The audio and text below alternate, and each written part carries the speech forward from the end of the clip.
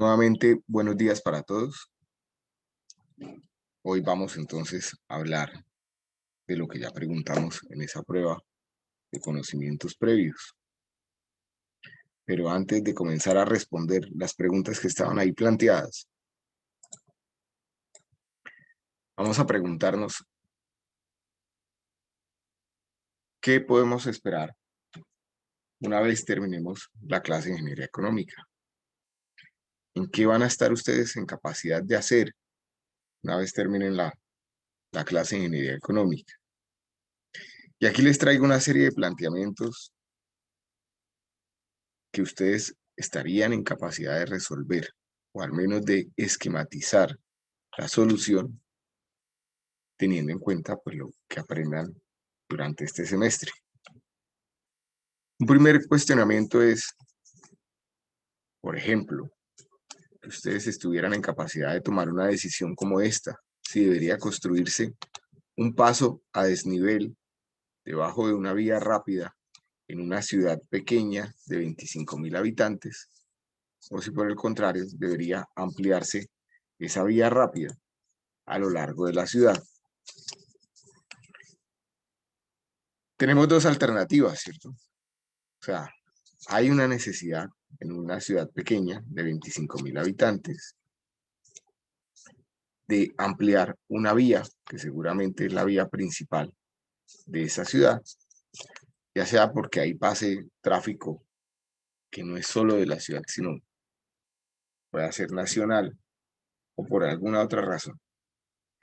Pero entonces dentro de las alternativas está ampliarla, como tradicionalmente se hace, o hacer un desnivel, cual puede ser un túnel o un puente, ¿cierto? Son soluciones a desnivel. ¿Qué deberían hacer? ¿Qué proponen? ¿Qué creen que debería hacerse para tomar la decisión? ¿O en base a qué tomarían esa decisión desde el punto de vista económico? Ahora estamos hablando desde el punto de vista económico. Los escucho.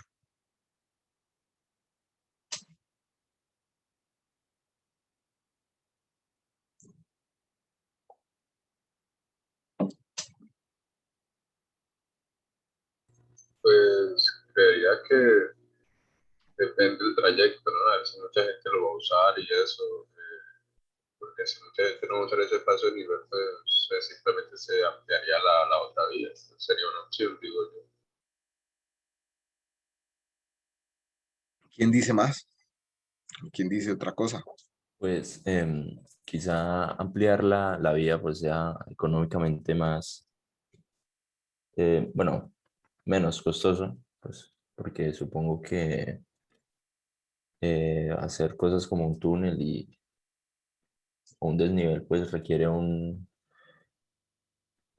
estudios previos y bueno, pues no digo que la otra alternativa no, pero pues en este caso pues me parece más costoso, ¿no? Bueno, entonces para ampliar un poco las dos cosas que acaban de decir, no necesariamente el desnivel es la alternativa más costosa. Si estamos hablando de un paso urbano, recuerden que intervenir o ampliar puede implicar la compra de ciertos predios, ¿cierto? Puede implicar eh, la intervención de unas zonas ambientales que pueden ser resguardadas, cuidadas, la intervención de cauces. Puede implicar el traslado de ciertas redes. Entonces, no necesariamente es más económico la alternativa de ampliar. Y la pregunta no va encaminada a que ustedes me den una respuesta de cuál de las dos alternativas tienen que hacer, sino de cuáles son los pasos para tomar las decisiones frente a esas dos alternativas. ¿Qué deberían tener en cuenta antes de tomar la decisión? ¿Qué opinan? Ya John Andrew hizo un comentario al respecto. Lo primero a hacer son los estudios, ¿cierto? Tienen que cogerse las dos alternativas y hacer los estudios correspondientes. ¿Cuáles son los estudios correspondientes? Pues para una vía urbana, ustedes tendrán que hacer un estudio de tránsito para ver cuántos vehículos efectivamente están pasando ahí y en qué nivel de servicio se encuentra la vía actual y a qué nivel de servicio se quiere llevar la vía nueva. Se tiene que hacer un estudio, un diseño geométrico, ¿cierto? De lo que será la ampliación o en su defecto el desnivel. Se tiene que hacer un estudio de estructuras, especialmente para la alternativa del desnivel. Se tendrá que hacer estudios hidráulicos para ver cómo es el manejo de las aguas que hay que tener con esa vía, con esa alternativa a desnivel, si es un túnel, con más razón. Se tiene que hacer un estudio de redes para revisar si hay que hacer algún traslado o si hay que colocar, por ejemplo, algunas redes eléctricas que soporten iluminación o ventilación. Habrá que hacer estudios geotécnicos para ver cómo se soporta la estructura de pavimento o cómo se soportan las estructuras en las otras alternativas. Habrán que hacer estudios de urbanismo porque estamos hablando de una ciudad, ¿cierto? Obviamente hay estudios ambientales. Tenemos que hacer estudios prediales porque estando en una ciudad pequeña, igual hay que comprar ciertos predios. Y aparte de esos que ya hemos mencionado, pues finalmente con esos insumos se hará un presupuesto. ¿Basta con el presupuesto para tomar la decisión?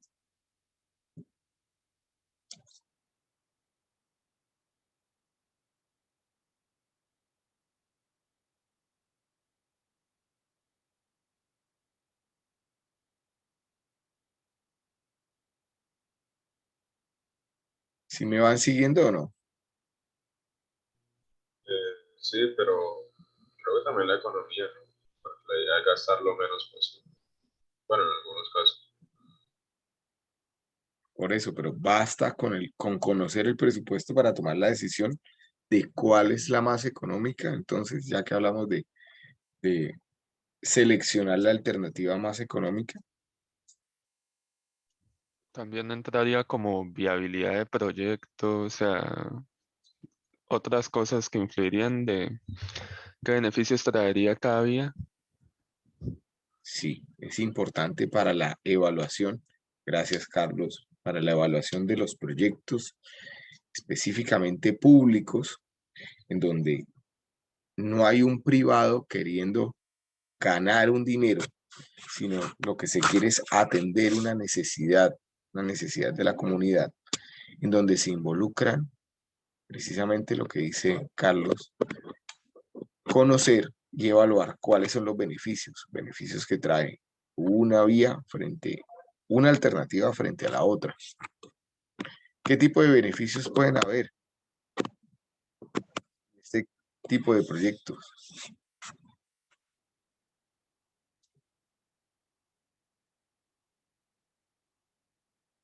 ¿Qué beneficios para la comunidad puede traer estos proyectos? ¿O qué costos, no beneficios, pero costos, ya no hablando propiamente de la construcción de la vía y de los estudios, sino otros costos paralelos que tienen este tipo de proyectos?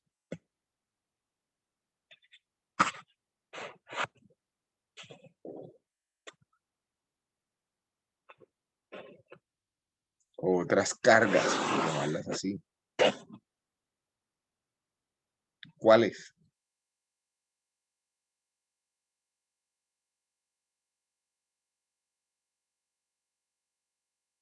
A ver, voy a comentar una. La carga ambiental, por ejemplo. Las dos alternativas tienen diferentes cargas ambientales. En la de la ampliación seguramente o es probable que tenga que talar algunos árboles o intervenir algún cauce de ríos o desplazar algunas especies, no sé, depende de las características que tenga el proyecto. obviamente.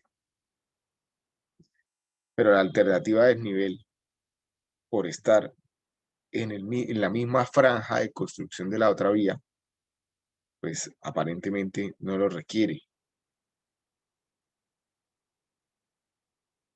¿Qué otros beneficios o costos tendría que tenerse en cuenta en este tipo de proyectos?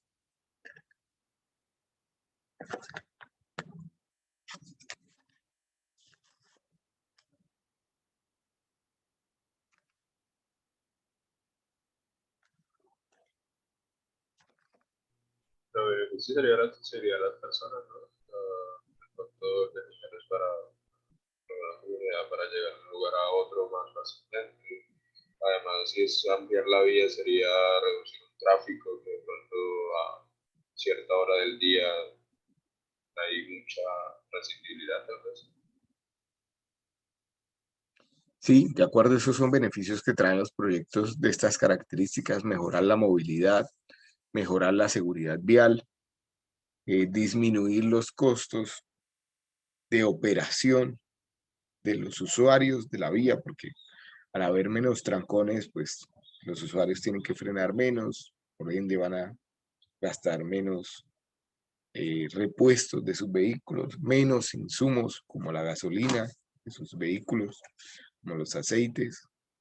Todo eso son beneficios y se podrían cuantificar, ¿cierto? Y tenerlos presentes a la hora de evaluar el proyecto. ¿Qué más?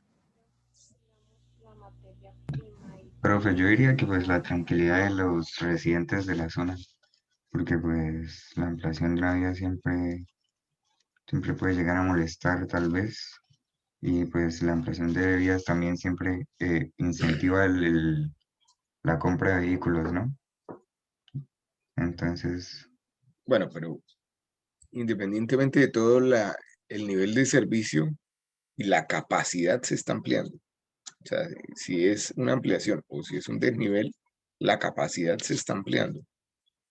Entonces, lo que dices de los vehículos probablemente no aplica, pero lo que dices del ruido sí. Podría estar incluido ahí entre esos costos, esas cargas que tenemos desde el punto de vista ambiental. Hay una alternativa que tiene más problemas con el ruido que otra, o aparentemente más problemas con el ruido que otra. Muy bien. ¿Qué más?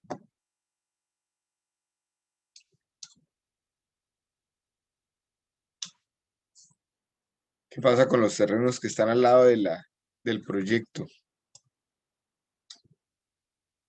En algunos casos sufren daños estructurales y el tráfico es muy pesado. Y se y se valorizan puede también. llegar a valorizar, ¿no? Más que daños, se Ellos valorizan, se ¿cierto? podrían beneficiar, ya que podrían también invertir en el proyecto. ¿Cómo? Otra vez.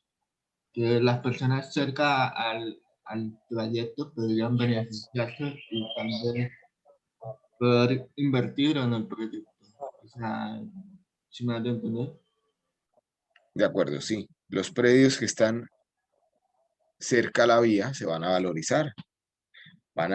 Y por ende, las personas que son dueñas, propietarias de esos predios, finalmente se van a beneficiar.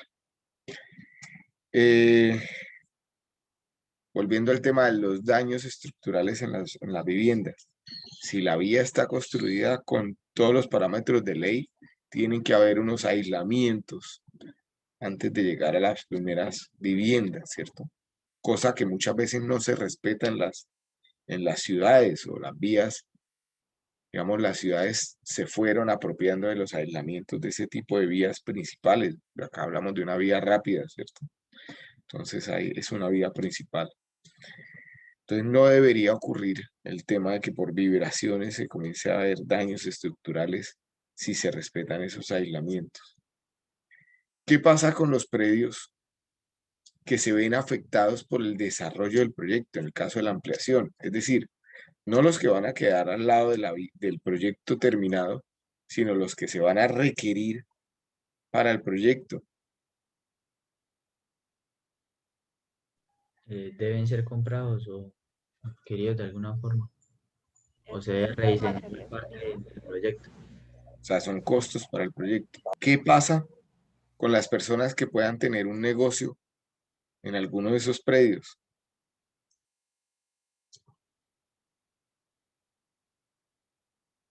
Y que su subsistencia, digamos, dependa de ese negocio.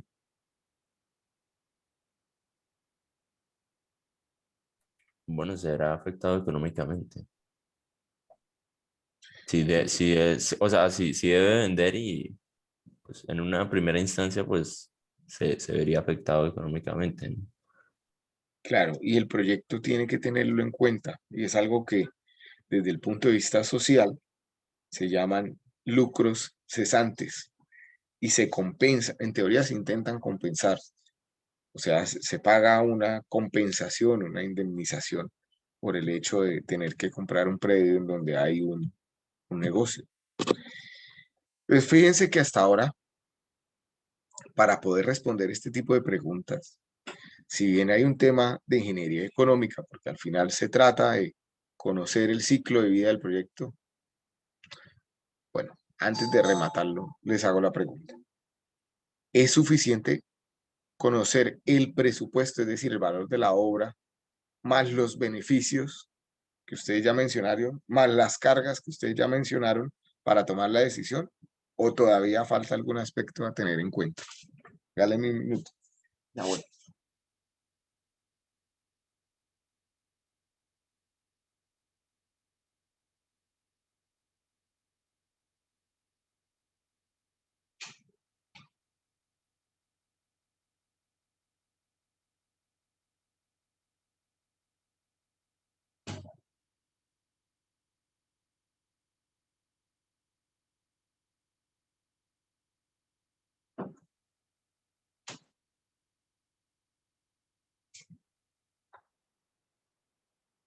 ¿Es suficiente para tomar la decisión conocer los beneficios, cargas y el presupuesto de la obra? ¿O nos falta algo todavía por contemplar?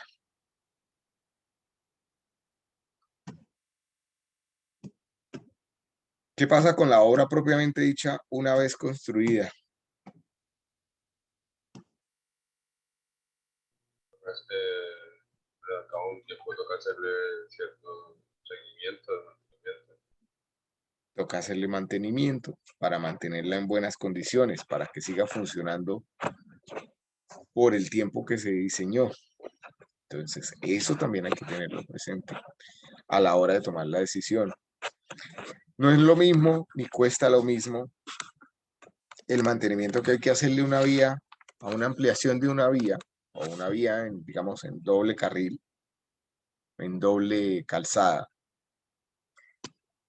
en donde, digamos, hay un mantenimiento rutinario, de una limpieza de cunetas, de alcantarillas, de un sello de fisuras, de unos bacheos, de unos parcheos, ¿qué más? Rocería de pronto, de los separadores centrales, etcétera, al mantenimiento que tenga un túnel, ¿cierto? En donde permanentemente tiene que haber, pues dependiendo de las dimensiones del túnel, una ventilación y una iluminación.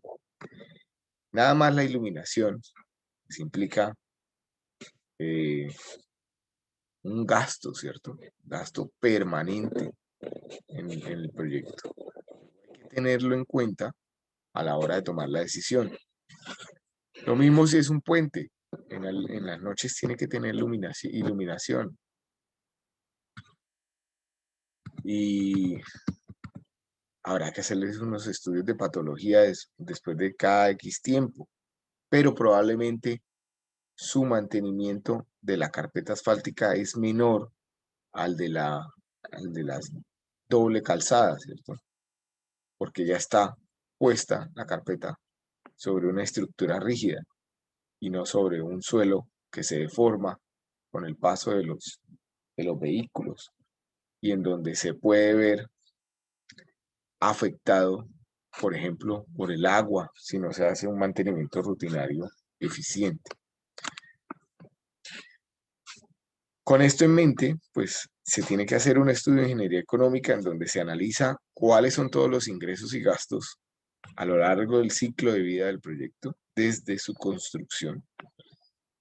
Y ahora sí, el que en teoría sea más económico sería, digamos, analizando teóricamente cuál es el más económico, podríamos asesorar la toma de decisiones, ¿cierto? O podríamos tomar la decisión desde el punto de vista económico. Sencillamente decir, nos vamos con X o Y porque es el más económico. Por esto, por esto, por esto, por esto. ¿Dudas? ¿De acuerdo? En nuestro país, normalmente, se va a tender a hacer los proyectos más económicos, ¿cierto? Pero en otros países no solo se toma la decisión desde el punto de vista económico, se toman desde otros, o sea, se analizan varias variables para tomar la decisión. Sin embargo, pues esa decisión económica sí tiene en cuenta los beneficios o las necesidades que se buscan atender. Y de alguna forma, implícitamente, pues se va revisando el tema de manera más integral. Una segunda pregunta que podrían ustedes estar en capacidad de resolver una vez finalice la asignatura es ¿cuánto dinero deberían recaudar con un nuevo impuesto en una ciudad para mejorar el sistema de distribución eléctrica? De manera similar a lo que se habló en el punto anterior, lo primero que habría que hacer es conocer cuáles son las características de ese sistema de distribución eléctrica, hacer el diseño correspondiente, conocer cuál es el presupuesto, conocer cuál es su mantenimiento y con base en eso crear un flujo de efectivo para el ciclo de vida del proyecto e identificar cuánto debe ser el dinero que se debe recaudar y en qué momento de tiempo hacerlo para poder ejecutar y mantener. La diferencia con el proyecto anterior es que en el proyecto anterior tenemos dos alternativas. Digamos, no se ha hablado de fuentes de financiación de esas alternativas, simplemente se tienen dos alternativas, dos alternativas que atienden una necesidad y se quiere seleccionar la más apropiada. Y en el segundo lo que se quiere es viabilizar una alternativa específica, encontrando su fuente de financiación. En el punto 1 no sabemos si todavía sean viables, ¿cierto? Simplemente estoy decidiendo cuál es la más apropiada. Otra cosa es que la viabilice, si la puedo o no ejecutar, si tengo los recursos suficientes para hacerlo.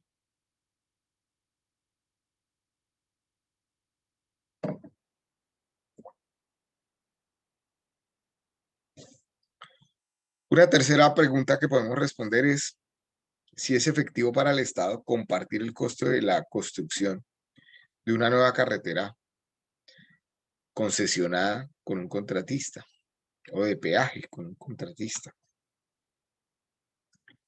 ¿Qué implica poder responder esa pregunta? ¿Qué entienden? ¿Qué es una carretera concesionada? ¿Por qué se concesionan? ¿Qué creen?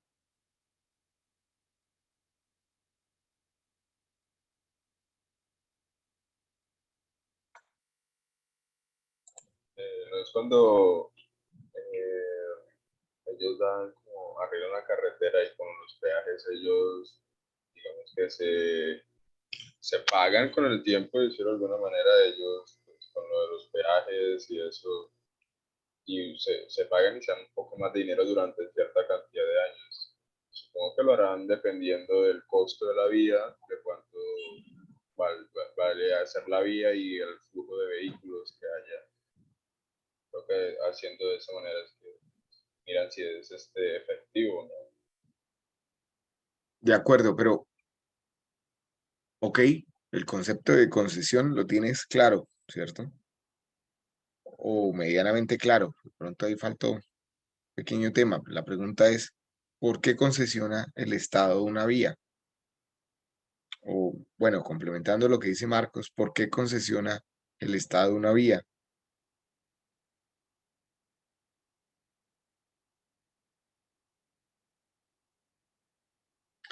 ¿Quién pone el dinero para hacer la vía cuando es una concesión? ¿Quién pone el dinero de la obra? Una empresa privada. La empresa privada, de acuerdo. Obviamente va a recuperar ese dinero. ¿Cómo lo recupera? Pues con el recaudo de los peajes durante X tiempo.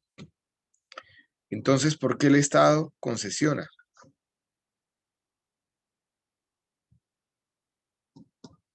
Una infraestructura, la que sea.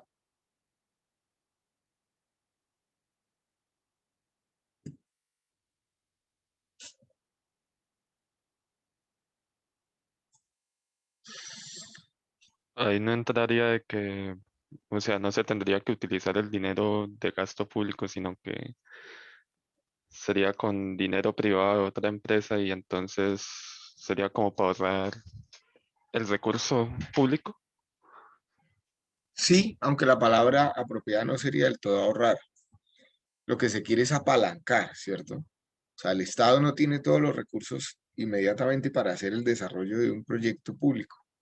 A ver, digamos, me estoy adelantando un poco al tema legislativo, o saliéndome un poco del tema, pero fíjense que ayer hablábamos de que también vamos a hablar de temas de legislación, pero cuando el Estado decide abrir un contrato de obra, tiene que probar primero que tiene los recursos, que los tiene disponibles.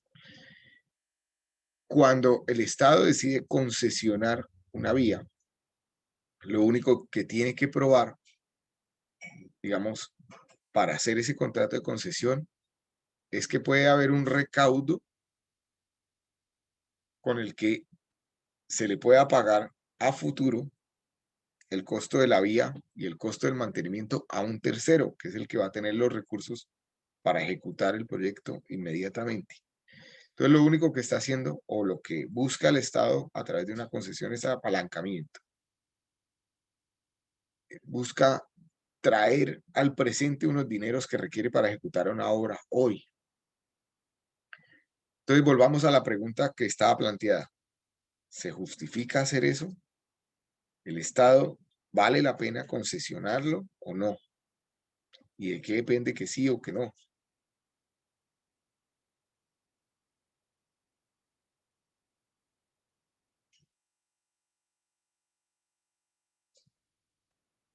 Mientras piensan un poco la pregunta, me gustaría comentarles lo siguiente. Hoy en día, las concesiones, digamos, las más conocidas, tienen como fuente de ingreso los peajes, ¿cierto? Un recaudo por cada vehículo que pasa. Pero está en ustedes, que hoy están sentados en la clase de Ingeniería Económica y el día de mañana seguramente serán estructuradores de proyectos para el Estado o contratistas o dueños de empresas contratistas, constructoras y demás. Comenzar a pensar cuáles pueden ser las nuevas fuentes de financiación que no impliquen, por ejemplo, un peaje. Qué sé yo, el día de mañana, con alguna innovación o con algún desarrollo, crear, qué sé yo, un pavimento fotovoltaico que genere energía eléctrica o que genere a partir de los vehículos que están pasando por encima, convertir su energía mecánica en eléctrica y de alguna forma comercializar esa energía que podría ser más limpia. Estoy diciendo una locura, pero si eso se lograra, pues el Estado podría dejar que un tercero lo administrara ese negocio, obviamente con la promesa de que ese tercero sea el que lo construya, ¿cierto? Y fíjense que eso ya no afectaría el bolsillo o no afectaría directamente el bolsillo de los usuarios, ¿cierto? Traería mayores beneficios, etc. Y esto que estoy diciendo, pues ahora puede que sea una locura, pero con los avances futuros puede que no, ¿cierto? O lo que necesitamos es cada vez mayor innovación para llegar a ese tipo de cosas.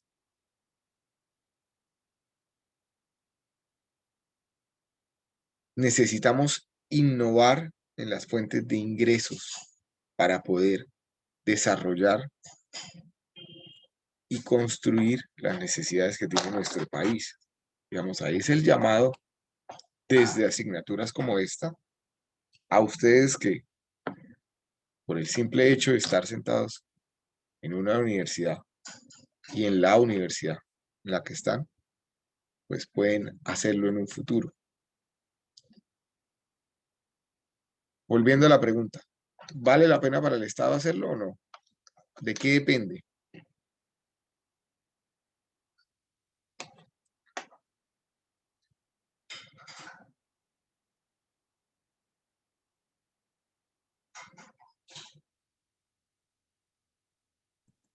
Profe, de tal vez los intereses con los que le dé la plata la empresa privada al Estado. Claro, la empresa privada va a hacer la infraestructura, la va a cuantificar, ¿cierto? La va a mantener durante el tiempo que tenga la concesión. Y esos costos le va a decir al Estado, páguemelos de alguna forma y además reconózcame unos intereses, ¿cierto? Por el simple hecho de yo haberle prestado el dinero, porque básicamente es eso. Y si ustedes revisan las concesiones de este país, siempre hay un músculo técnico, que son las empresas de construcción y demás grandes que hay, y un músculo financiero, ¿cierto? Que es la que finalmente presta el dinero o ayuda a apalancar el dinero. La pregunta es, ¿justifica que el Estado se endeude de esa manera? O sea, ¿se justifica el pago de esos intereses al hacer la obra? Si sí, ¿por qué sí? ¿Y en qué casos se podría justificar?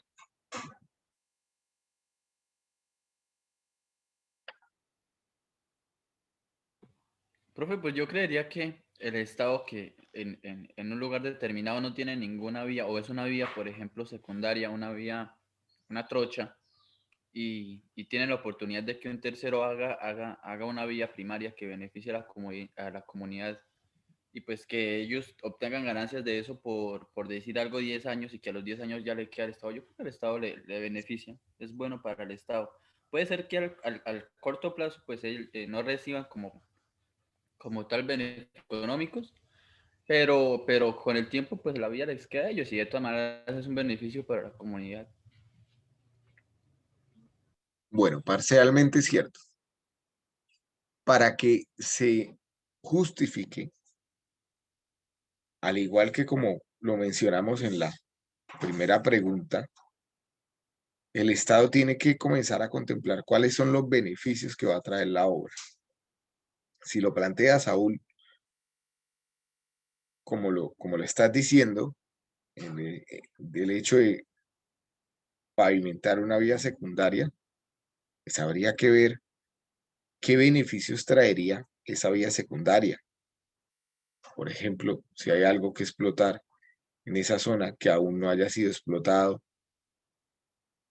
qué sé yo, petróleo o algo que haya por allá, que justifique o que beneficie, digamos, a los pobladores y al país en general, porque, qué sé yo, van a entrar mayores regalías o cosas de ese estilo. O si es una vía que va a permitir un desarrollo económico mayor porque comunica, por ejemplo, con los puertos y permite de manera más eficiente reducir tiempos de viaje, reducir fletes, reducir, sí, gastos de viaje, de mercancías y por ende mejorar la competitividad del flujo de mercancías de algunos sectores de la economía. No sé, por ejemplo. En esos casos se podría justificar. En el caso que menciona Saúl, habría que tener cuidado, ¿no? Porque primero, ahora el Estado tiene dos modalidades de concesión. Todas son de quinta generación, digamos, las generaciones que han tenido las concesiones en Colombia no son otra cosa que ir corrigiendo los errores que se han ido presentando en las concesiones anteriores. Y en la quinta generación, en la primera generación de concesiones, los contratos eran muy beneficiosos para el tercero. Se pactaban unas condiciones muy estrictas. Y en el caso en que no se cumplieran los supuestos, el Estado asumía el costo de que no se cumpliera el supuesto. Pero en las quintas generaciones ya el análisis de riesgos es más consensuado, es más profundo y digamos el riesgo es más compartido entre las partes. Habrán riesgos que asume el Estado y habrán riesgos que asume el tercero. Pero también hay unas características en este momento y es que existen lo que se llaman las APPs de iniciativa privada, o sea, las asociaciones público-privadas de iniciativa privada. Es decir, un privado llega y dice, Estado, usted tiene aquella vía sin pavimentar. Yo le hago el estudio, yo se la pavimento, entréguemela por X años, ¿cierto? Que podría ser lo que está planteando Saúl. La función del Estado en ese caso es revisar con mucho detalle, con mucho cuidado, si los supuestos que está planteando el privado pueden ser ciertos o van a ser ciertos. Supuestos, por ejemplo, de tránsito. ¿Por qué no concesionamos todas las vías de nuestro país? Pues porque sencillamente no todas van a entregar o recaudar lo suficiente para que, digamos, se le pueda devolver el valor o el costo al privado. Y obviamente porque no podemos colocarle una carga impositiva a la comunidad si nos queremos desplazar de un punto A a B, tener que pasar por 10 peajes, ¿sí? Eso no sería sostenible. Pero muchas veces es porque no cierra el proyecto. No sé si han escuchado cuando hablan de temas de concesiones que por fin el proyecto cerró. Pues que el proyecto cierre significa que los instrumentos de financiación ya son suficientes para hacer las obras pactadas y el mantenimiento pactado. Es decir, el recaudo proyectado, etcétera, pues ya es suficiente para hacer la obra, ¿sí? Otra pregunta que podríamos resolver, ya un poco más aterrizada a su realidad más inmediata, puede ser esta que está aquí planteada, la de si deben pagar el saldo de su tarjeta de crédito con otro préstamo. Habrán circunstancias en las que sí vale la pena hacerlo y habrán circunstancias en las que no. ¿De qué depende? Pues de las características de la deuda de la tarjeta de crédito y de las características del préstamo nuevo. ¿Cuál es el plazo? ¿Cuáles son las tasas de interés que se tienen en una y en la otra? Ustedes estarán en capacidad de resolverlo cuando ya lleguemos a ver las matemáticas financieras, la cuarta unidad que mencionábamos ayer. Ya ahí en ese punto es probable que puedan resolver ese tipo de inquietudes. ¿Qué representan sus estudios universitarios en su carrera profesional en términos financieros? ¿Se justifica la inversión o no se justifica? Ustedes podrán en algún momento hacer ese análisis. Será un análisis retrospectivo, ¿cierto? Después de X años, donde ustedes digan, bueno, la inversión para estudiar fue tanto por matrícula, tanto por insumos que se requerían, libros, fotocopias, qué sé yo, tanto por sostenimiento, y finalmente pues invertí tanto en este lapso de tiempo. Y esa inversión redituó en el hecho de que tuviera X trabajos y X ingresos, Obviamente las características son diferentes para todos, dependiendo de cómo termine siendo su vida profesional y dependiendo cómo termine siendo también su inversión para estudiar. Pero ustedes podrían comenzar a hacerse ese cuestionamiento y revisarlo. ¿Debería comprar o financiar mi próximo automóvil o debería conservar el que tengo ahora y continuar pagando a crédito? O incluso más sencilla la pregunta, porque puede que sea el caso de que no haya ningún automóvil todavía. ¿Debería financiar completamente mi próximo automóvil o mi primer automóvil? ¿O debería ahorrarlo completamente, el dinero? ¿Qué implica uno u otro? Ustedes estarán en capacidad de responderlo.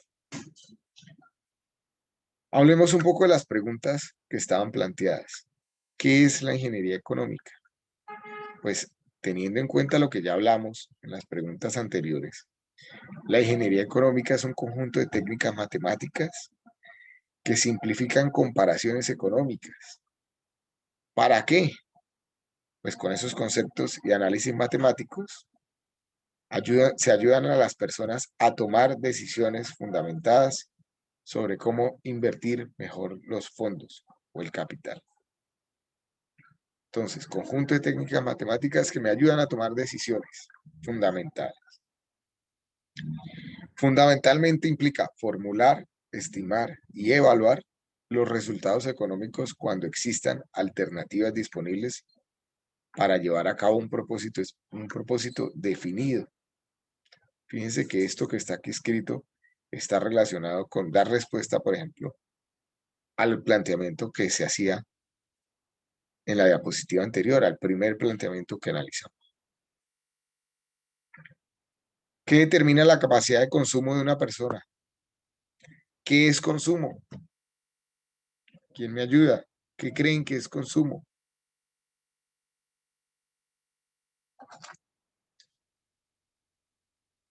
¿Qué necesidades de consumo tenemos habitualmente?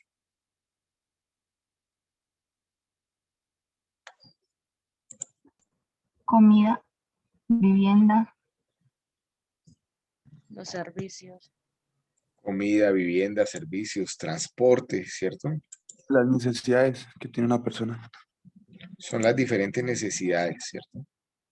¿Qué define entonces mi capacidad de consumo? ¿Qué define, por ejemplo, que nos movilicemos en transporte público o en transporte privado? Porque ahí tenemos la necesidad, pero ¿por qué decido consumir?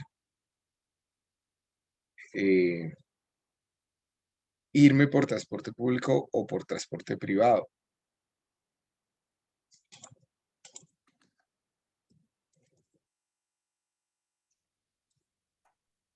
Bueno, pues uno u otro lo define más que todo la comodidad y la accesibilidad que tenga cada uno de ellos el usuario.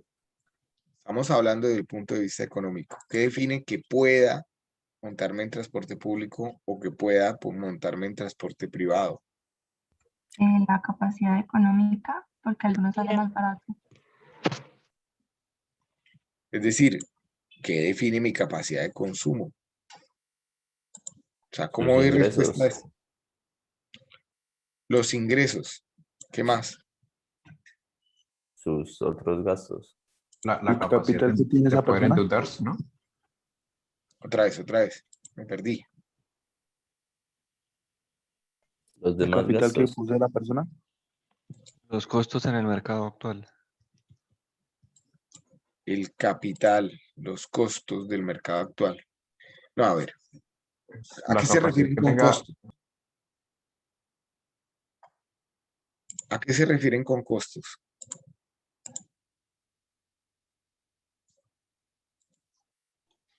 El IPC y eso, ¿no, profe?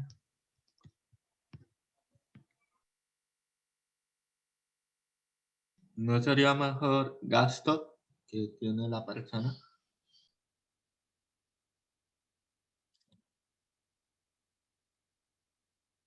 Los gastos que tengan las personas, pues son las necesidades de consumo, ¿cierto? sea, todos tenemos diferentes necesidades de consumo, pero si tuviéramos recursos ilimitados, podríamos hacer una lista ilimitada de necesidades de consumo, ¿cierto? O sea, arrancamos por los básicos que ya comentamos, ¿cierto? Los servicios públicos, la vivienda, la comida, la movilidad.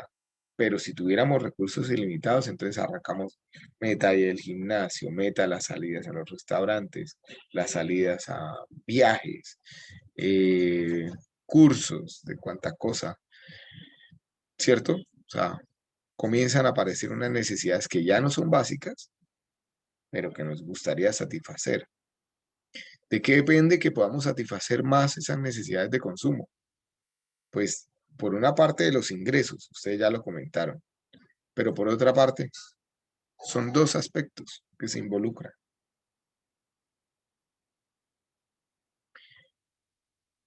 Pensemos entonces lo siguiente, si ustedes tienen 1.000.000 de pesos y sus necesidades de consumo se resumen a empanadas. Profe, pues dependerá también del precio. Dependen del precio, ¿cierto?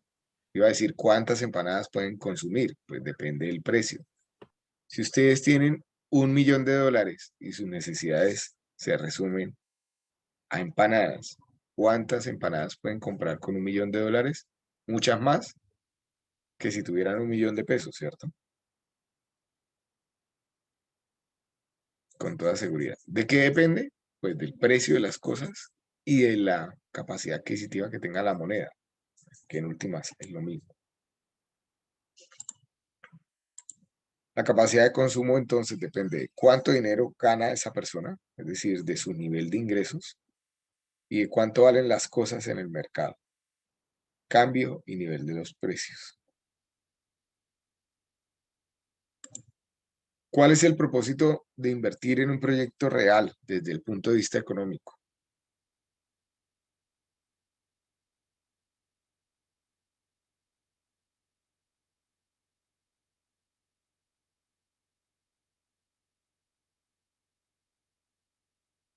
Bueno, pues como en cualquier caso, pues uno siempre busca el beneficio, ¿no? Y pues, se supone que al invertir se va a obtener o sea, se va a, por decirlo así, recuperar el dinero y obtener una ganancia adicional. De acuerdo. Tener un beneficio, recuperar el dinero invertido y tener una ganancia adicional, es decir, ganar dinero, ¿cierto? Hasta ahí estoy de acuerdo. ¿Alguien no está de acuerdo con eso?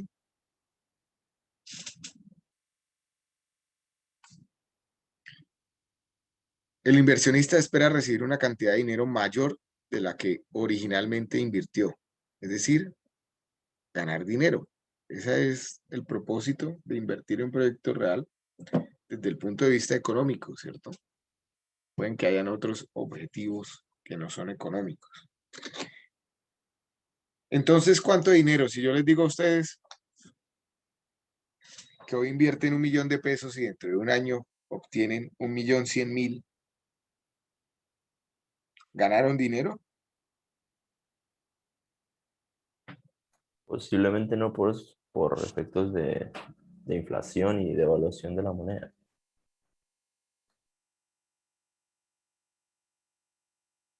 O pues matemáticamente sí, pues sumo cierta cantidad, pero pues hay que ver otros aspectos, pienso yo. Matemáticamente ganan dinero. Ganaron 100.000 pesos. ¿Se cumplió el propósito de su inversión?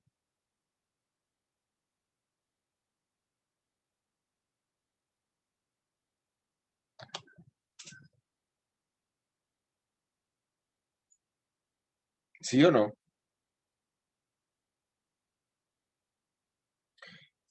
Ya John habló de un efecto que es la inflación. Ya vamos a hablar de la inflación más adelante. Obviamente está implícita. Pero, ¿cuánto se ganó? ¿Cuánto dinero? Si invirtieron 1.000.000 de pesos y después de un año obtuvieron 1.100.000 pesos, ¿cuánto ganaron? pues ganó 100.000 pesos, pero a lo mejor esperaba no ganar más. Ganaron 100.000 pesos.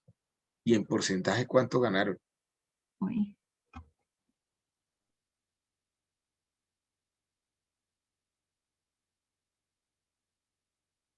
Un 10%, ¿cierto? O sea que ganaron más que la inflación, digamos, por el lado de lo que estaba comentando John. Si hablamos de hoy, Colombia, ganaron dinero, ¿cierto? Están por encima de la inflación. ¿10% es poquito? No, pues en porcentaje no. Pero también hay que mirar el periodo de tiempo en el que se ganó ese 10%. Un año, dijimos un año.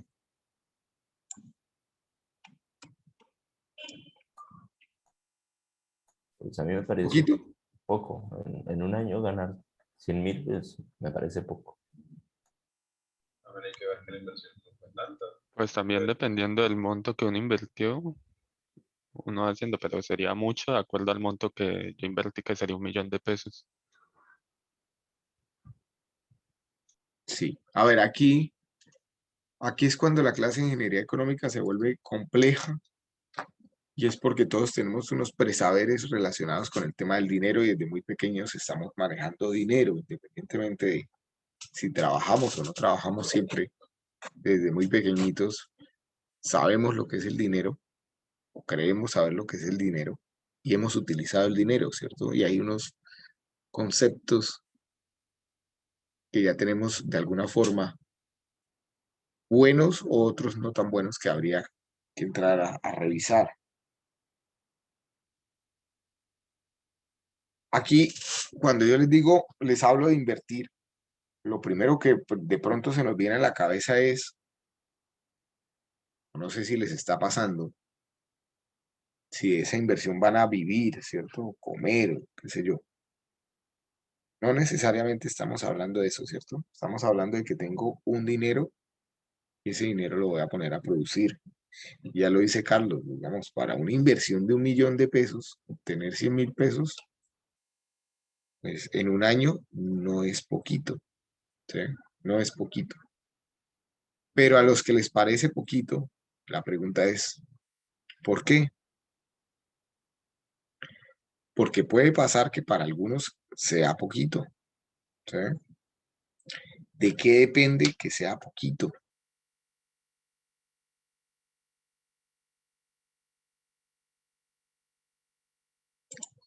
Me voy a adelantar en las diapositivas. Entonces, si el propósito de invertir en un proyecto real es ganar dinero, yo debería ganar más dinero que el que se logra ganar con un instrumento financiero convencional, como puede ser una cuenta de ahorros, CDT, una fiducuenta, un bono de tesoro del gobierno o alguna inversión segura que implique un riesgo mínimo.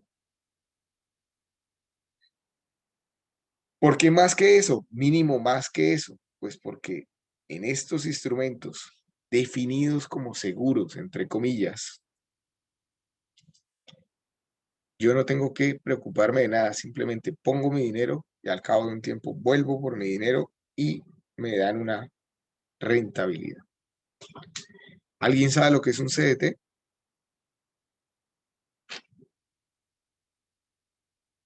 Sí, ¿Qué es, John? Cuéntanos. es como una especie de, por decirlo así, préstamo que se le hace al banco, el banco se lo facilita a alguna otra persona para que lo ponga a producir y el banco le da un interés a usted por ese préstamo. ¿Ok? No lo pudiste hacer mejor. Es eso, es nosotros prestándole al banco un dinero y se lo prestamos a cambio de un interés o de una rentabilidad. Nosotros le prestamos a cambio de una rentabilidad. ¿Cuánto renta un CDT? Menos que el 10%, profe. Bastante menos. Como el Sobre todo, 1%. no tanto. Como el 2.8, me imagino. No, Menos de 3. pero anual, yo digo que como el 1% mensual. No, Como un mucho, poquito menos. mucho. A ver, un CDT para 1 millón de pesos puede estar rondando por ahí el 4, 5, el 5%, ¿cierto? Suele estar ligeramente por encima de la inflación para precisamente cubrir lo que decía yo hace un rato, y es no perder capacidad de consumo de un año al otro por efecto de la inflación.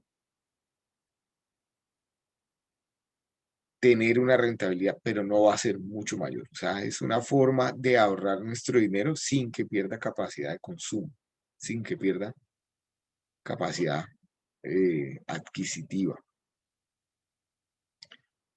Como no tengo que hacer nada, digamos, si voy a invertir en un proyecto que me prometa menos que eso, no tiene sentido, ¿cierto? O sea, ¿qué sentido tiene yo poner dinero para al cabo de un año recoger menos dinero que el que me brindaría un CDT o una cuenta de ahorros? Y sí involucrando un esfuerzo, unos recursos de tiempo, X que tenga que colocar allá de recursos adicionales o de esfuerzos adicionales. No tiene sentido. Entonces, digamos que ese podría ser un primer piso de cuánto es lo mínimo que debería ganar en un proyecto. Pero el segundo piso dice obtener rendimientos superiores a la tasa mínima atractiva de retorno. ¿Qué es la tasa mínima atractiva de retorno? Es un concepto importante que vamos a afianzar más la próxima clase, pero que depende de cada uno de ustedes. O sea, cada persona, cada empresa tiene una tasa mínima atractiva de retorno diferente y en función de diferentes cosas. Incluso cada empresa puede tener diferentes tasas mínimas atractivas de retorno dependiendo de los tipos de proyectos en los que va a invertir. O sea, para unos proyectos que tengan mayor riesgo, va a tener una expectativa de retorno mayor que para unos proyectos que tengan menor riesgo. Nosotros también implícitamente lo hacemos así. Tenemos nuestras propias tasas mínimas atractivas de retorno implícitas. Nunca nos hemos puesto realmente a analizar cuáles serían. Y en función de eso, tomamos la decisión de si invertimos o no, o si estamos dispuestos a invertir o no. ¿De qué deberían depender? Pues de cuál es mi otra alternativa de inversión. Entonces, yo debería cuestionarme si tengo 1 millón de pesos y tengo un negocio de empanadas, por decir algo, o un negocio que me renta el 15%, lo invierto para obtener el 10%. No, ¿cierto? Me quedo con mi negocio que ya hacía, porque me renta más. Pero si no tengo ningún negocio, mi otra mejor alternativa sería, por ejemplo, un CDT, una fiducuenta, un bono del tesoro. Entonces, si la nueva inversión me promete más que eso, probablemente sea viable hacerlo por ahí. ¿Sí me entienden? ¿A qué me refiero con esa tasa mínima atractiva de rentabilidad? Entonces, los que a ese 1 millón de pesos que se les saca al cabo de un año, 100.000 pesos, les pareció poquito, cuestiónense si ya tienen alguna otra alternativa. Ustedes directamente o de pronto en algún negocio familiar que dé una rentabilidad mayor. Porque obviamente la respuesta sería no, esa tasa mínima para mí no es del 10%, tiene que ser mayor. Yo no invierto a menos que la promesa de rentabilidad de ese nuevo proyecto sea X. ¿Es esto medianamente claro?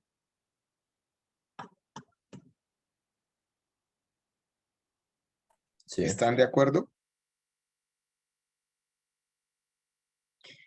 Esto que parece tan sencillo o que estamos hablando hoy acá, lo vamos a repetir muchas veces durante el curso y mi intención es que quede interiorizado, porque cuando se evalúa proyectos, los vamos a evaluar siempre, siempre, siempre desde el punto de vista privado frente a la tasa mínima atractiva de retorno. Es decir, si el proyecto promete rentabilidades por encima de esa tasa mínima atractiva de rentabilidad que yo ya tengo definida, vale la pena hacerlo, si no, no, ¿cierto? No importa qué tan bueno le digan que es, ustedes tendrían que analizarlo y evaluarlo frente a sus circunstancias. Si supera esas expectativas, sí es viable, si no, no lo es. Siguiente pregunta era, ¿qué es interés? Hay algunas definiciones. Dijimos, el interés es la manifestación del valor del dinero en el tiempo. Y aunque esto que está escrito es cierto, digamos, no nos deja claridad en efecto de qué es el interés. De pronto, desde la perspectiva de cálculo es más fácil de entender. Hablamos de interés como la diferencia entre una cantidad final de dinero que tengo que pagar normalmente y la cantidad original de dinero que pedí prestada. Si la diferencia es nula o negativa, no hay interés. Mejor dicho, cuando le presta a usted a un amigo 1.000 pesos y usted le devuelve 1.000 pesos, ahí no hubo interés. Pero si ustedes van a un banco, piden prestado un dinero, al cabo de X tiempo, el banco va a pedirles mayor cantidad. Entonces, matemáticamente, interés es la cantidad que se ve ahora menos la cantidad original. ¿Qué pasa cuando somos nosotros los que le prestamos al banco? O sea, lo que hablaba ahorita John frente al tema del CDT. Pues que matemáticamente es lo mismo, ¿cierto? Cantidad que voy a tener ahora menos la cantidad original que presté al banco. Matemáticamente es lo mismo, pero ya no lo llamamos interés, lo llamamos rentabilidad. Es decir, un interés es cuando se paga una mayor cantidad de dinero y una rentabilidad es cuando me gano una mayor cantidad de dinero. ¿De acuerdo?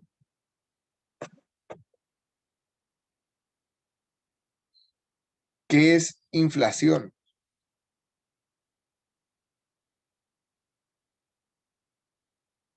En los libros de economía hablan de un aumento generalizado y sostenido del nivel de los precios existentes en el mercado durante un periodo de tiempo que normalmente se mide en un año.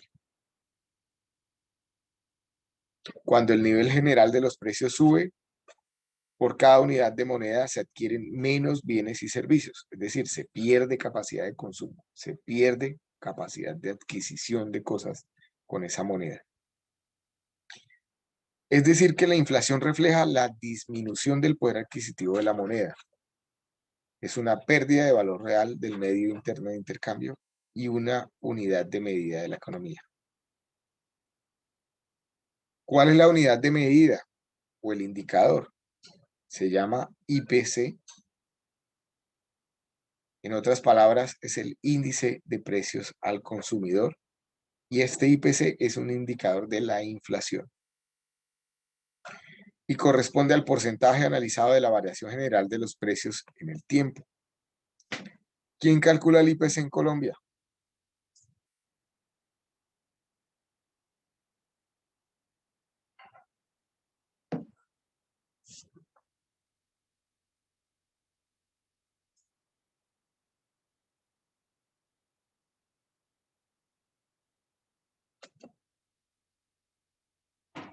¿Quién calcula el IPC en Colombia? El DANE. El DANE, Departamento Administrativo Nacional de Estadística, correcto. ¿Cómo se calcula el IPC? Pues lo primero que hace el Estado es definir una canasta familiar, que no es otra cosa que un listado de todos los bienes de consumo que habitualmente tiene una familia en Colombia. Entonces ahí estarán los temas de movilidad, los temas de materiales, los temas de productos para alimenticios, etc. Y después lo que hace el DANE es ir por las diferentes regiones de Colombia todos los meses, hace mercado de esa canasta familiar. Compra o revisa los precios de los bienes en diferentes partes del país y saca las fluctuaciones entre el precio hoy y el precio que había hace un mes. Y va revisando si subió o bajó y en qué porcentaje subió y bajó. Con todos los datos del país, pues saca un dato general, pero también saca datos sectorizados en las diferentes regiones. Y también saca datos sectorizados en los diferentes sectores de la economía. O sea, cuando ustedes hagan proyectos de obra civil, por ejemplo, si lo hacen con el INVIAS, hay algo que se llaman los ajustes de precios, y esos ajustes de precios van en función, que se pagan con las cuentas, van en función de cuánto ustedes programaron, dijeron que iban a hacer de obra, y efectivamente hicieron en un momento específico, y cuánto fue la fluctuación del precio que ustedes pactaron en el contrato frente al momento en que ejecutaron, o frente al momento que programaron y efectivamente ejecutaron la obra. ¿Y cómo lo hacen? Con los datos del IPC del sector construcción.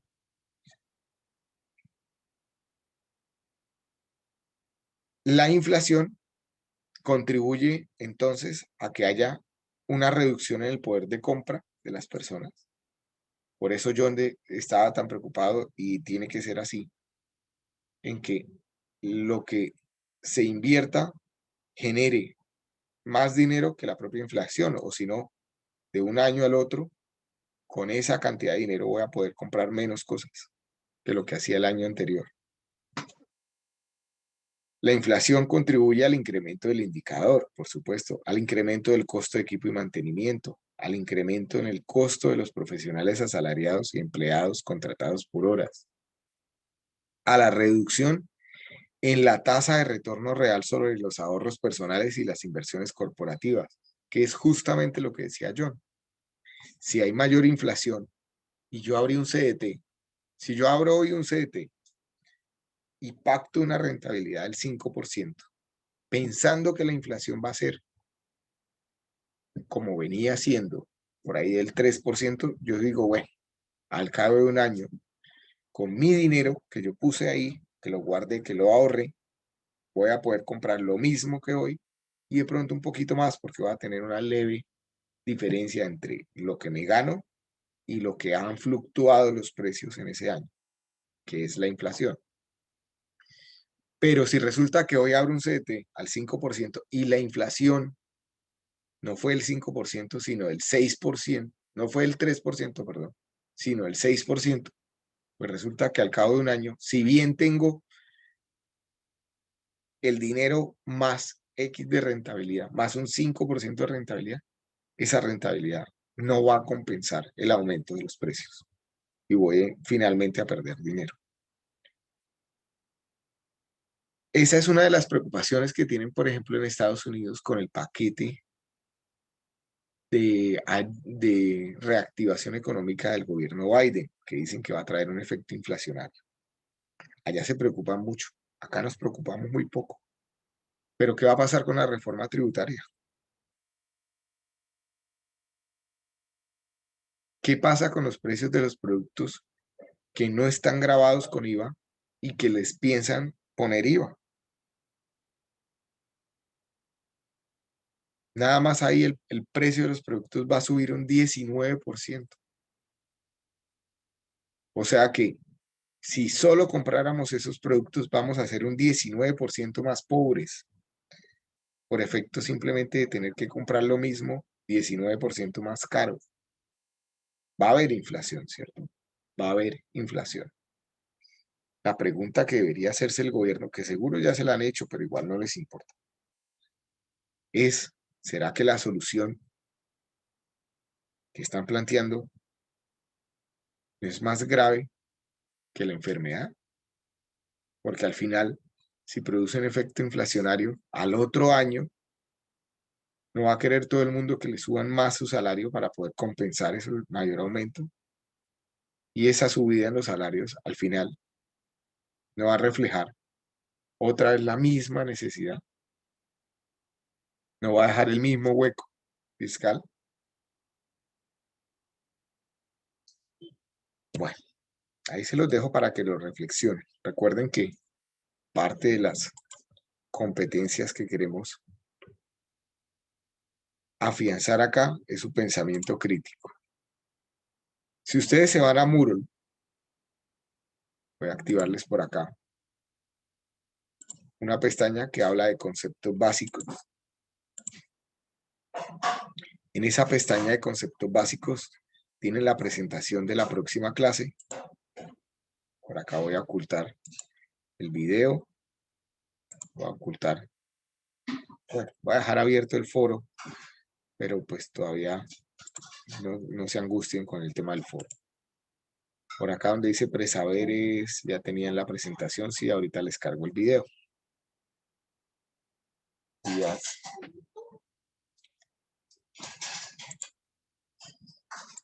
Volviendo al tema, por acá donde dice conceptos básicos, hay una pestaña donde tienen cargados unos videos de inflación. Miremos el primero y hablemos un poco. Pues, miremos el primero.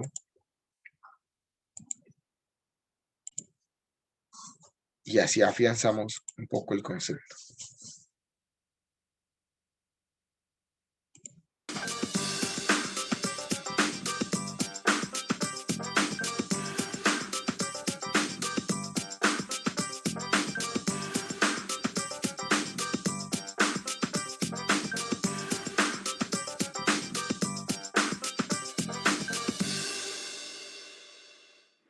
La inflación es uno de esos temas de los que todo el mundo habla, pero que casi nadie entiende. Por ejemplo, las amas de casa se quejan de la inflación cuando van al supermercado y se dan cuenta que la plata no les alcanza para comprar todo lo que necesitan. Los trabajadores también piensan en la inflación cuando cada año van donde su jefe a negociar un nuevo salario. Los ahorradores temen a la inflación y por eso deciden sacar la plata que tienen debajo del colchón para que no pierda valor y llevarla a un banco para que les den intereses. Pero la inflación ha llegado a ser tan grave en algunos países que incluso ha llegado a generar grandes problemas políticos. Por favor. Está claro que la inflación es importantísima para nuestras vidas. Imagínense, no solamente limita la cantidad de cosas que podemos comprar, sino que además incide en la negociación de nuestros salarios y puede llegar a tumbar a un gobierno. Por eso es importante que entendamos qué es la inflación y qué hay que hacer para controlarla. La definición de inflación no es muy complicada. Los libros de economía nos dicen que es una situación en la que se presenta un aumento generalizado y persistente de los precios de un país. Pero esta definición por sí sola no es muy útil si no sabemos primero qué son los precios, de qué dependen y por qué pueden aumentar de manera persistente y generalizada. Entendido de una manera mucho más simple, el precio de un producto es el valor relativo que la gente le da a ese producto en una economía. Señorita, hágame un favor, ¿a cómo las empanadas? A 1000. Por ejemplo, si en una economía una empanada tiene un precio de 1000 pesos y una gaseosa tiene un precio de 2000 pesos, eso quiere decir que el valor de esa empanada es la mitad del de una gaseosa. O lo que es lo mismo, que el valor de esa gaseosa es el doble del de la empanada. Pero como sería muy enredado llevar las cuentas de los precios de las empanadas en términos de gaseosas, de los de las gaseosas en términos de empanadas, y así con todos los bienes de la economía, es mucho más fácil poner todos los precios en términos de una unidad común, la moneda. En Colombia la moneda oficial es el peso, y por eso los precios se fijan en pesos. Si yo tengo 10.000 pesos para gastar, puedo comprar 10 empanadas de 1000 pesos. O puedo comprar 5 gaseosas de 2000 pesos o cualquier combinación de esos productos que termine sumando 10.000 pesos. ¿Pero de qué depende que un producto tenga un precio más alto o más bajo? Podemos dar la respuesta de una persona del común o la respuesta de una persona especializada como un economista, que en el fondo son la misma respuesta. Una persona del común, por ejemplo, sabe que si hay cosecha de mangos, va a encontrar gran abundancia de mangos en el supermercado y su precio será relativamente bajo. Esa misma persona sabe que si quiere llenar el álbum del Mundial de Fútbol y le falta la lámina del jugador de moda, que es la lámina más escasa, tendrá que pagar un alto precio para conseguirla. La persona del común también sabe que el precio de un producto depende además de qué tanta gente quiera comprarlo. Los economistas explican todo esto con dos conceptos muy simples, la oferta y la demanda. Si la oferta de un producto es muy grande, por ejemplo los mangos en cosecha, su precio tenderá a bajar. En cambio, si la oferta de un producto es restringida, por ejemplo la lámina escasa del álbum de fútbol, su precio tenderá a subir. ¿Y qué pasa con la demanda? En este caso la relación es al revés. Si la demanda por un producto es muy alta, por ejemplo la demanda por sombrillas en una tarde lluviosa, el precio de las sombrillas tenderá a subir. En cambio, en una época de clima seco, la demanda por sombrillas tiende a bajar y el precio también se va para abajo. Pero no nos desviemos del tema. Decíamos que la inflación es un aumento generalizado y persistente del nivel de precios de un país.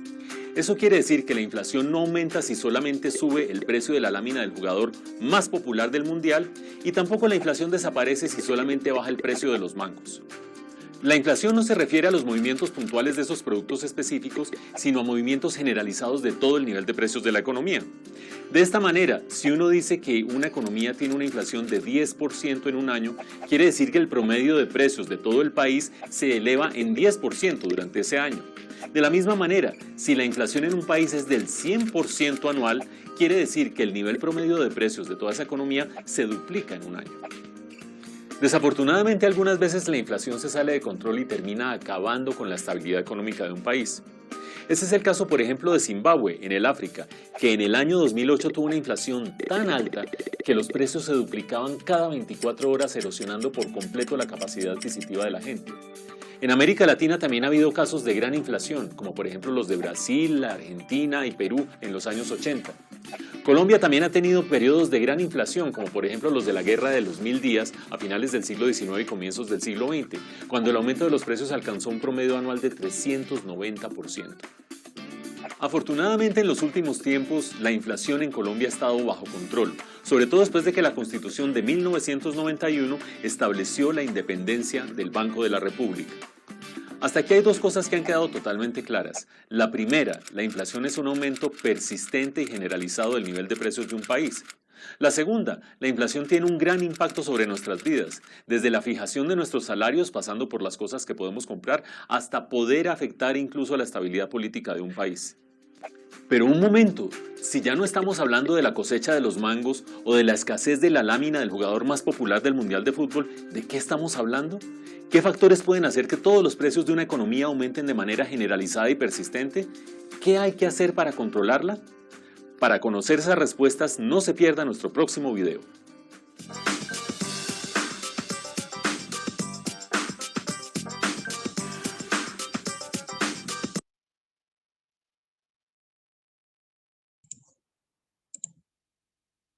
Ya saben que en Moodle tienen unos más, ¿cierto?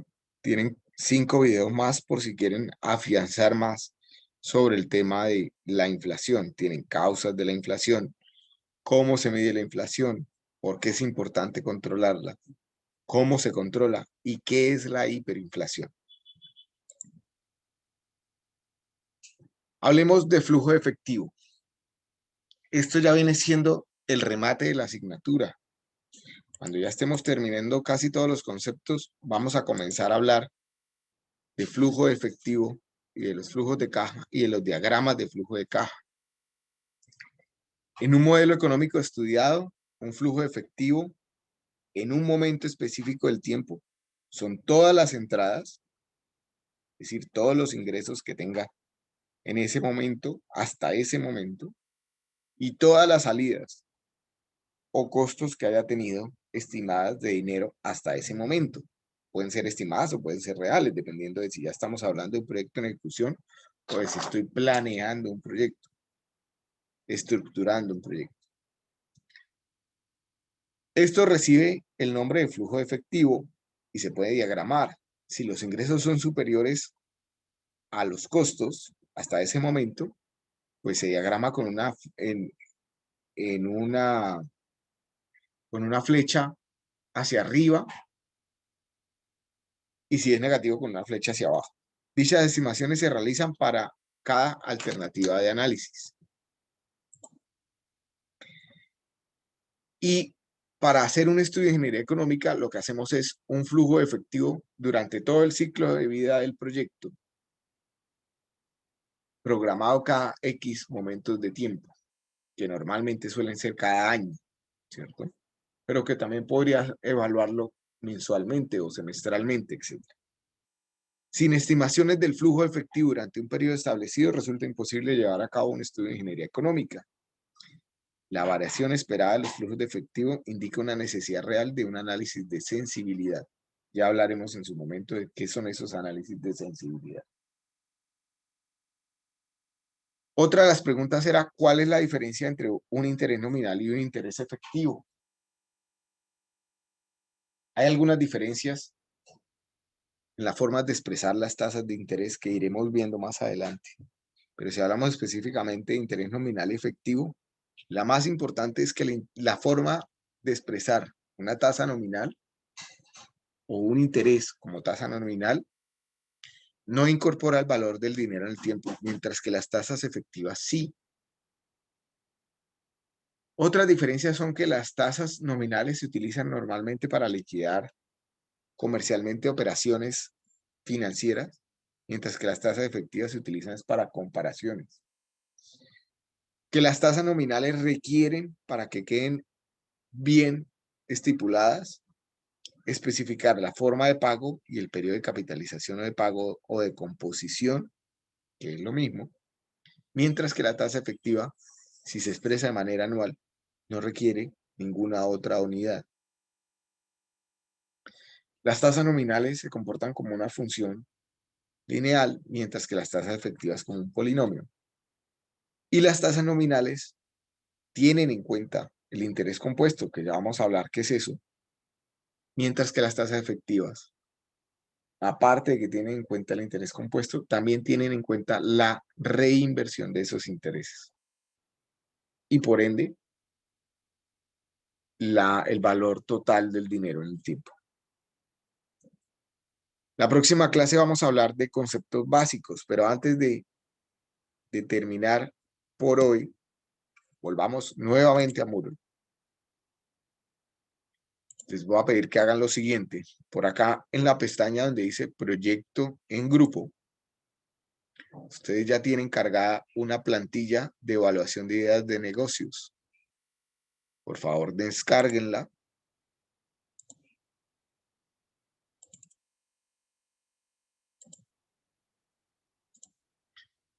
Esa es una plantilla que ustedes van a comenzar a desarrollar de manera individual. ¿Cuál es la tarea para que la comiencen a hacer desde hoy mismo? Pensar en al menos 3 ideas de negocio. Cada uno de ustedes pensar en al menos 3 ideas de negocios. Van a colocarle un nombre, las van a listar y van a hacer una pequeña descripción de lo que tienen en mente, de que puede ser su idea. Todavía no vamos a hablar de la evaluación. Ya la próxima clase les explico cómo evaluarlas. Cómo evaluarlas cualitativamente para intentar seleccionar la que en grupo van a estructurar. Por ahora, lístenlas y descríbanlas. Mínimo 3 cada uno. Por allá el 14 de abril, bueno, para ustedes no será el 14, será el 16. ¿Qué fecha tiene? Por acá, bueno, la entrega la tenemos cerrada en este momento, pero por ahí el 14, el 15 o el 16, ustedes tendrán que entregar, cada uno de ustedes tendrá que entregar esta plantilla diligenciada. ¿Dudas hasta acá? Sí, profe, cualquier clase de negocio. Puede ser cualquier clase de negocio legal, pero preferiría que intentaran buscar negocios relacionados con la ingeniería civil.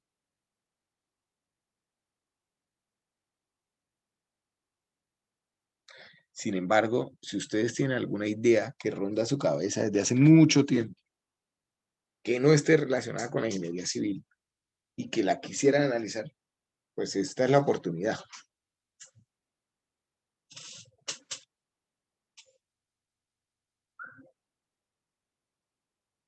¿Dudas?